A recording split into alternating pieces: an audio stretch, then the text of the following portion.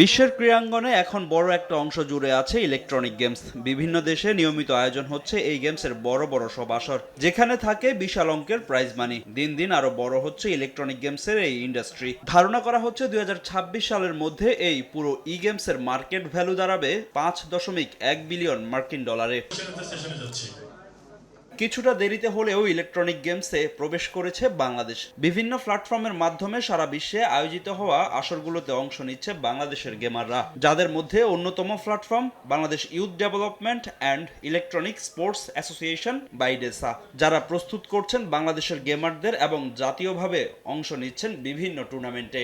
আমাদের প্ল্যান হচ্ছে গিয়ে খেলাটাকে এর মাধ্যমে প্রফেশন হিসাবে নেওয়া, এর মাধ্যমে রেমিটেন্স আর্নিংয়ের ব্যবস্থা করা এবং আমাদের ইয়াং যারা জেনারেশন রয়ে গিয়েছে তারা খেলাটা শুধুমাত্র টাইম পাস হিসাবে যেন না করে, এর মাধ্যমে যেন নিজস্ব আয়েরও ব্যবস্থা তৈরি হয়, এর ব্যাপারেই একটা স্ট্রাকচার তৈরি করা। পুরো ইয়ারলি স্পোর্টসের প্রাইজ মানি মার্কেটে 3600 কোটি টাকা।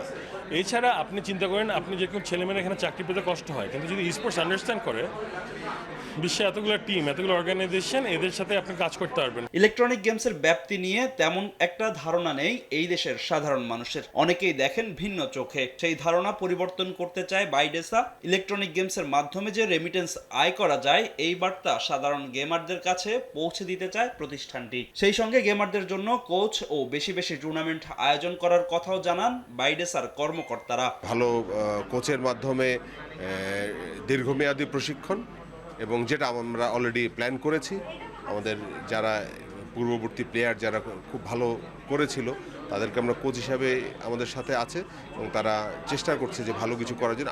আমি আশাবাদী। স্পোর্টসকে সবাই এটাকে ক্যাসিনো গেমসের সাথে তুলনা করে। এটা ক্যাসিনো গেমস না। এশিয়ান গেমস, অলিম্পিক্সে এটারও একটা ছোট পোর্শন আছে। এটা যদি ক্যাসিনো গেমস হতো তাহলে কি এটা হওয়া সম্ভব হতো? বাবা মারা মনে করে যে ছেলেমেয়েরা খেলে সময় নষ্ট করছে, সারাদিন গেম অ্যাডিক্টেড হয়ে যাচ্ছে, ওরা কিছু করছে না। কিন্তু সব কিছু রাইট মাত্রাতে করলেই তো ঠিক, ভুল মাত্রাতে সব কিছুই তো মানে বেঠিকভাবেই চলে, রাইট? সো ওইভাবে আপনি যদি চিন্তা করেন, স্পোর্টস এডুকেশনটা আমাদের সোশ্যালভাবে একটু করতে পারলে আমরা ইনশাল্লাহ এটা থেকে একটা ভালো রেজাল্ট অর্জন করতে পারবো। সাম্প্রতিক সময়ে বাইডেসের ব্যানারে বেশ কয়েকটি আন্তর্জাতিক ইভেন্টে অংশ নিয়েছে বাংলাদেশের গেমাররা, যার মধ্যে ছিল ওপেন ই স্পোর্টস স্টুডেন্ট গেমস, গ্লোবাল ই স্পোর্টস, স্ট্রিট ফাইটের মতো টুর্নামেন্ট। ফাহিম ইসলাম, সময় সংবাদ, ঢাকা।